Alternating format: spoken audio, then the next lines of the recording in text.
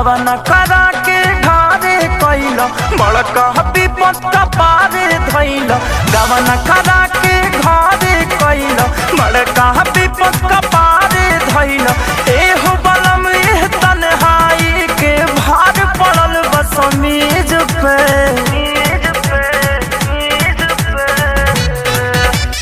बर्फ के पानी रगड़त बानी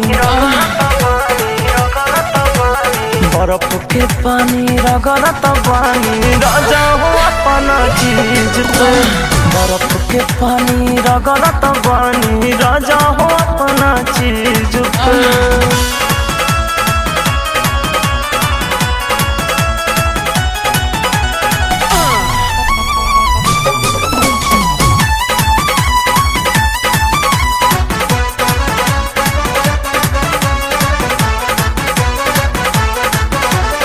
आगे जवानी के जरता दोनों गोदाम हमार बढ़ता कहिया ले आई बाई राजा मिले के मन बड़ा करता।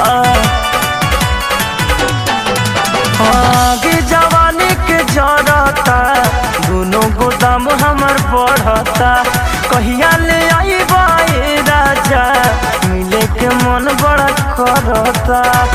सोच सोच पछतात बानी रहे हथवा मीज के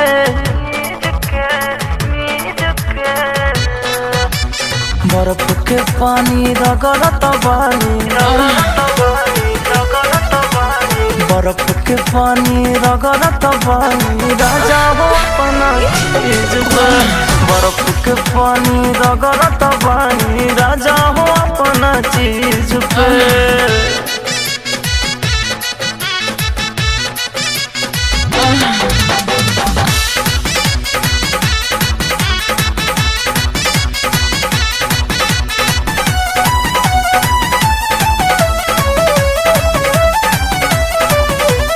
भैले सोनू तो पाती हो करिहे उ बड़हन घाती हो भेके कपड़वा पानी से कहिया ले हो पर सटी हो। हाँ हाँ भैले सोनू तो पाती हो सौसे सधा जइहे थाती हो भेके कपड़वा पानी से कहिया ले ओह पर सटी हो। गईलो विदेश समरिया बोला न कवना जिद पे